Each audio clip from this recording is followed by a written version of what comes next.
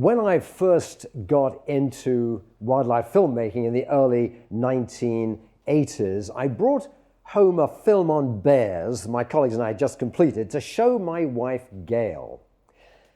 Gail loved it. There was a particular scene in the film that she liked. It showed a grizzly bear on a mountainside stepping through a stream. You could see the sunlight dappling on its back, and you could hear the water dripping off its paws. And Gail said to me, "How did you get that shot?" And I said to her, "Well, we were actually across a valley. We had very powerful telescopic lens, and that's how we got the shot." And she said to me, "Well, how did you get the sound?"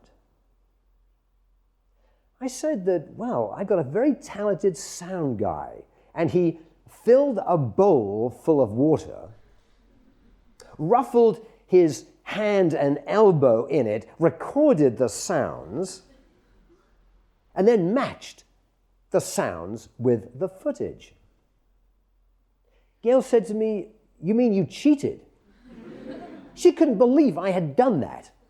You know, I brought home a documentary, a science-based documentary, and she was expecting authenticity and truth. Authenticity and truth. Many viewers, like Gail, would be surprised if they knew how much fakery there is in wildlife films. Fakery that goes beyond simple sound effects. Film producers routinely make up fake stories, rent captive animals to pretend they're wild and use computer-generated imagery to spice up the footage.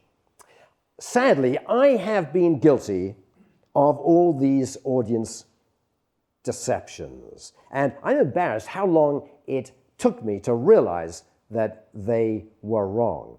In an IMAX film on whales, we followed a mother humpback and her calf. We call them Misty and Echo, as they went on their 3,000-mile migration from Hawaii to their feeding grounds in Alaska. The tension in the film mounts as the audience wonders, will they get there?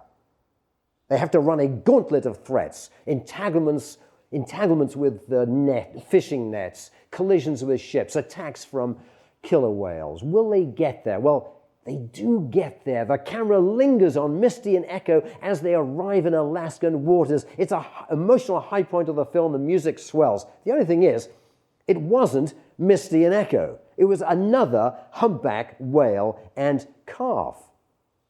Now, we meant well. Of course, we meant well. The film championed whale conservation.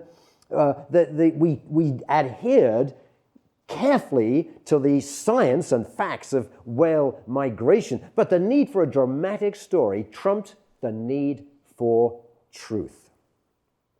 That wasn't the only trick that we pulled. We showed an orca skull on the floor of the ocean, and we showed close-ups of its teeth to indicate the threat to migrating humpbacks, especially calves, from predatory orcas.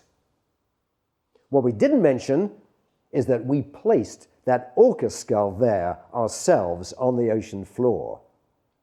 I've made many other mistakes. In an IMAX film on wolves, we showed close-ups of a wolf pack interacting in complex and subtle ways. The film was designed to combat the misinformation campaigns of the ranching and hunting lobbies, which depict wolves as vicious and bloodthirsty and fit only for destruction. We wanted to show the relationships within a wolf pack, and particularly we wanted to show the important task, communal task, of raising a litter of pups.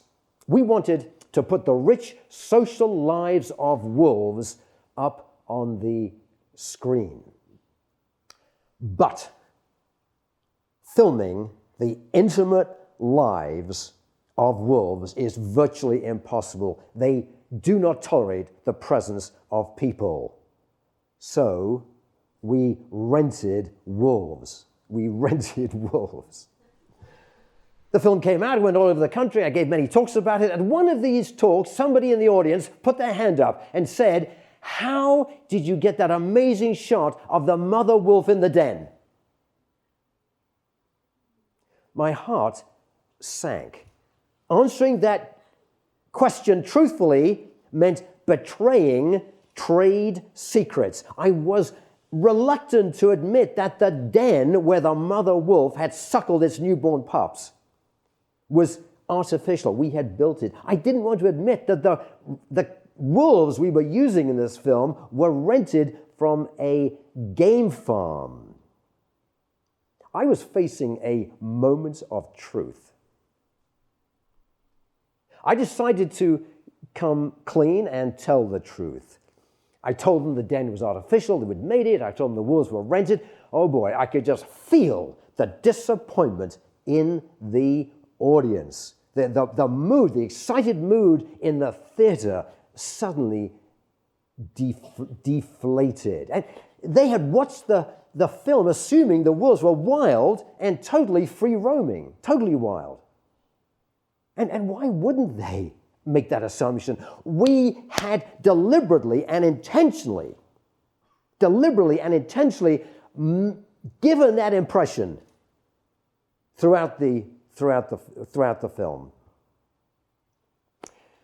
Audience deception is an important ethical issue in wildlife filmmaking, but it's not the only one. There's another one which is far more serious, one that I'm not guilty of, and it's animal harassment.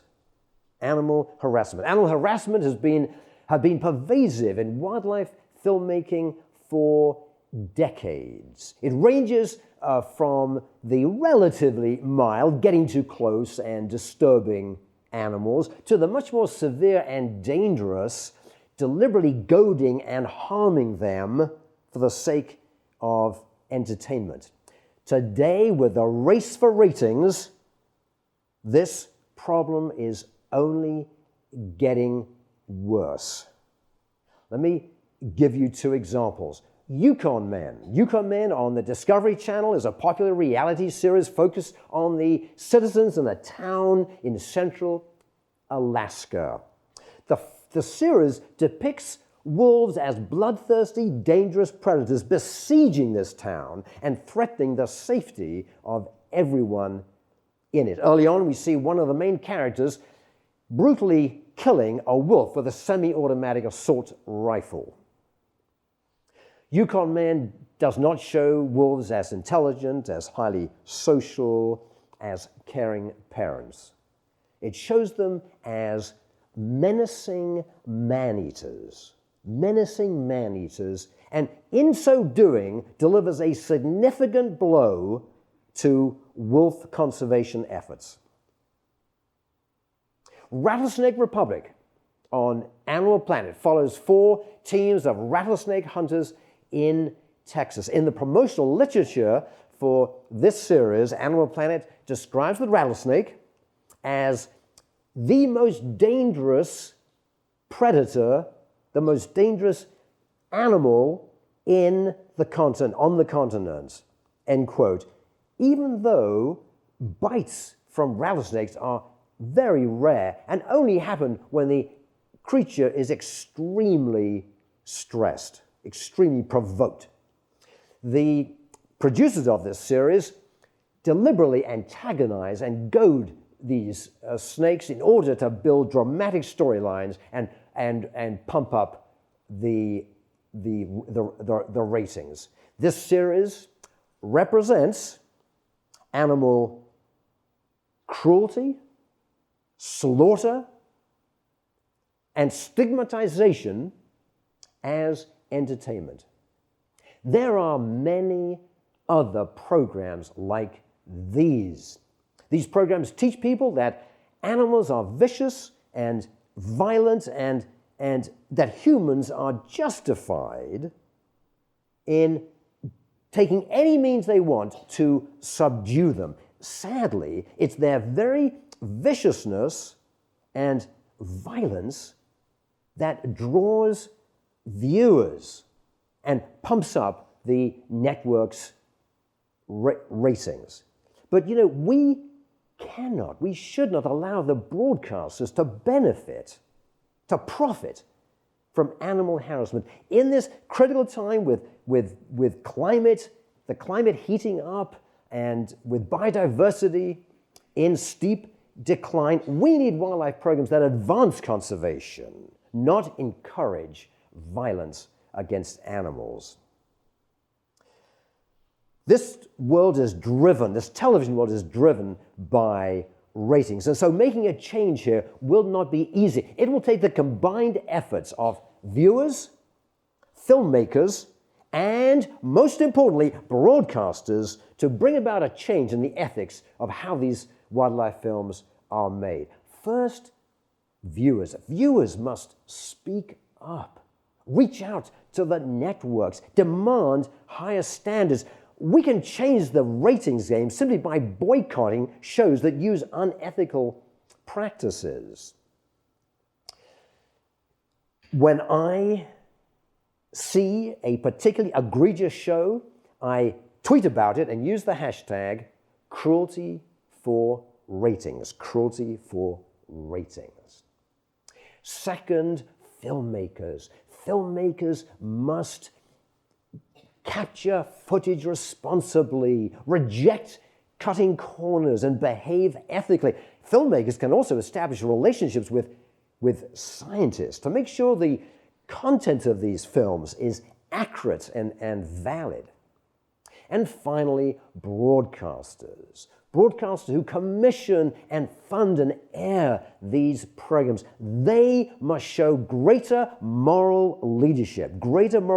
At a minimum, broadcasters should do no harm.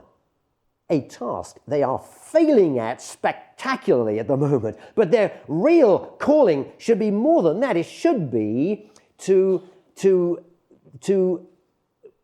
live according to the inspiring and noble standards of their founders. That should be their real calling. Broadcasters should mandate ethics training for their executives. They should place more emphasis on ethically produced programs. And they should exercise more oversight of the contents to make sure the science and facts are accurate.